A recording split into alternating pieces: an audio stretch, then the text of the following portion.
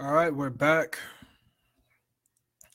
I'm gonna jump right into this. I'm just basically giving a recap, just informing people. As you know, we cover the just the rise in artificial intelligence. We understand that the black community isn't really focused on this issue, and it has a lot to do with us. It pertains to us. It is definitely a relevant topic that we'll continue to coverage. Now, they're just wrapping up the third day of the World Government Summit held in Dubai. It's been the last few years held over there. The top scientists, the top biologists, computer science people all over the world. They go there, they speak on basically the futuristic future of cities, technologies, how they're going to try and incorporate it into the healthcare industry, into government, flying cars, robots, everything. So this is the top of the top as far as expos and presenting new technology. And they had a museum exhibition, and this exhibition or exhibit, so to speak, it wasn't just one exhibition. It was a whole museum, and it was centered around, it was basically digitized, and everything was coming up in front of you like 3D, and you're communicating with an image, and it's communicating back. So it's just very, very futuristic. How we, I guess, imagine, like the movies in the 90s and 80s, maybe, how they were kind of predicting the future would be now. These are some of the things that we're beginning to see. So there's some things, of course, and they talk about this, but not really in depth. But there is a lot of caution on how much control, how much power do we really want to give artificial intelligence. And to put it in the simplest way, one of the speakers said that we don't want the robots to become aware that they're robots. We don't want them to, become self-aware, so to speak, because that's when you start thinking, or they'll start thinking for themselves. So to segue into that, there was a person, Ian Pearson, a futurist. So the futurists are the people that support these, AI and different things like that. In this channel, we're not saying that it's completely bad because, of course, nothing is kind of completely bad, so to speak. Not to get too deep, but there's a lot of things that aren't being discussed, from the futurists and the people during these events. So Ian Pearson, a futurist at Futurizing, he said that artificial intelligence could be billions of times smarter than humans. Basically, they were saying, he was echoing what Elon Musk said last year, that in order for people to survive and be able to compete in society, they're going to have to merge with the computers. Like, there's going to have to be some kind of collaboration with artificial intelligence and computers, or we're not going to be able to survive. So that's what Ian Pearson said. He's a futurist at Futurizing at this show. So he's saying that the artificial intelligence could be 1 billion times smarter than humans, not 1,000 times, not 100 times, not twice as smart, 1 billion times. So go over some of my notes. This was held in Dubai, which is very, very weird. I guess I'm not a world traveler person, so maybe I'm behind, but this is a Muslim country, and yet, we tend to think of Muslims or even old religions or Orthodox religious countries as primitive and backwards. And you have the most technical, we know Dubai has their skyscrapers and stuff, but still, we have, the highest technological show in a Muslim country. So, they have a minister of artificial intelligence, not a minister of culture or minister of, information, a minister of artificial intelligence. So it lets they're really serious about it. Umar bin Sultan Al Ulama, he says in 10 years, Dubai will be the capital of AI and service and government. And they're going to be focusing on the tourism sector. And, they already have their busiest airport in the world. So these talks, they're basically trying to figure out how will the government control technology. And the author, I can't pronounce his name. I read one of his books. He wrote The Future of the Mind. It's like Michio Kaku or something like that. He's like a Japanese guy with white gray hair or whatever. And he gave a long speech, and he's talking about the digital immortality, augmented reality. He's talking about internet and the contact lenses and how we can design shoes and jewelry just by, going like that, and cars with no steering wheel, and how this is going to be good for the economy by reducing car insurance, is going to reduce accidents. And basically people, they said this a lot during that expo, that basically people will have, basically there's no point in parking your car anymore. I guess they're saying that people are going to be leasing cars, and when you're done with your car, I guess the car will drive itself since it won't have a steering wheel. And, if you got to work second or third shift, I guess you fill out a timesheet and the car, goes somewhere else and, pretty much taking us off the roads, pretty much. So we have that going on. But the digital immortality is talking about we're going to be able to speak to our ancestors. They're talking about a smart pill, which has a computer, a radio, a magnet, and a camera. And it's going to be able to take a picture of your small and large intestines when you swallow it. They're talking about a new era for diagnosis and different things like that. They're already digitizing human organs. They've digitized the ears, the windpipes. Now they're saying the liver and the brain is next to be digitized. They're saying they can already isolate the genes of aging people by isolating the mitochondria, which is, responsible for aging, according to them. And they're saying, why do we have to die? So they're basically, and this was his exact words, genetically modify the mitochondria. And, when they digitize the brain, and already now they can take a photographic picture of your dream. So you have that already out there. And they say in the future, when you dream, you can materialize it in front of you. A 3D printer will print it out. Then they're saying they can upload your memories with human brains and mice and Alzheimer's and different. So there's movies out already that shows this kind of stuff going wrong. I've seen a couple. I can't think of anything off the top of my head, but there's movies definitely already out there. And they're in the defense of, robots. The people kind of like me, I guess Alex Jones and other people who are saying, they're going to take over with the robots. They're saying that right now, the robots, and it's an exact quote, have the intelligence of a cockroach. They're not that intelligent. They can't pick up garbage or sweep.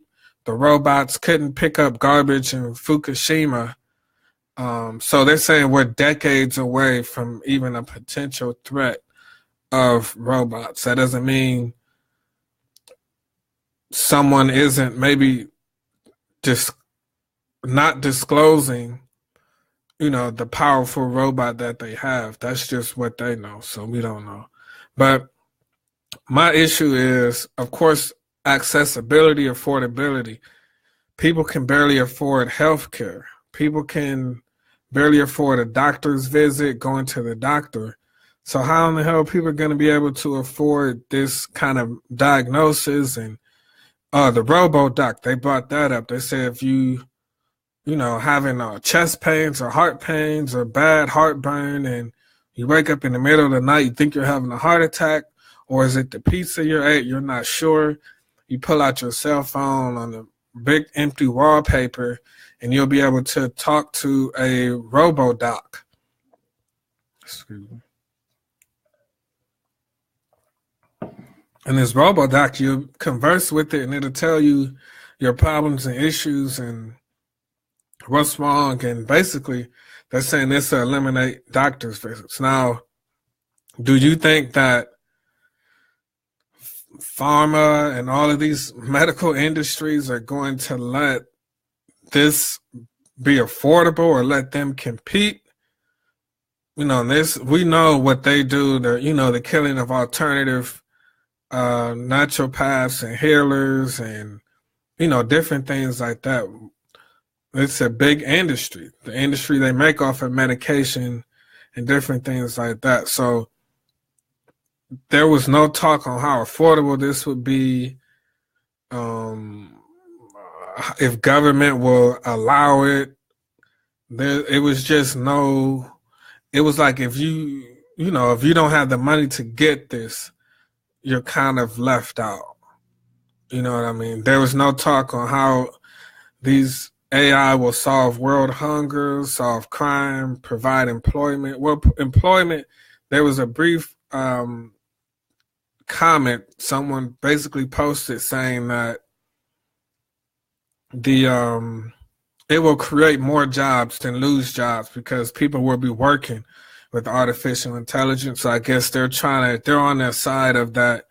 Okay, someone has to watch or guard the robots while they're working. But I mean, that's a terrible example because, all the labor jobs, you don't need one person for every, one robot or one person that's going to be, if you got 10 people and they're replaced by 10 robots, they're not going to hire 10 people to watch those 10 robots. They're going to hire maybe half of that at the very most. So there's no talk on solving really real issues. The people that are suffering the most, they're not worried about going to Mars. They're worried about living paycheck to paycheck. The people that are in these schools with no heat, are the robots going to warm the schools up? The people that have these outdated books, are they going to get access first to balance and level the playing field of economics and, capitalism? They talked about perfect capitalism. And, they're basically saying perfect capitalism is getting rid of the middleman, getting rid of the logistics and different things like that, where it's just direct to consumer. And because everything is going to be digitized. So they're saying instead of having things in the warehouse, you're going to be able to just 3D print them. Also, with the driving, Uber costs will go down 10%. So, and Professor Stuart Russell, he's a computer science and electrical engineer at Berkeley. He says that there's an image net competition between machines and humans, and basically the machine's error rate is lower than the human error rate, and their ability to detect an image and pictures and different things like that is lower by 3%. So basically the machines can detect an object 3% better than humans. So there was also a comment saying we better be sure the purpose we put into the machines is the purpose we really desire. And, is the purpose to really help humanity, or, because at some point it has to be like, well, this group needs help the most. So how do we make this affordable?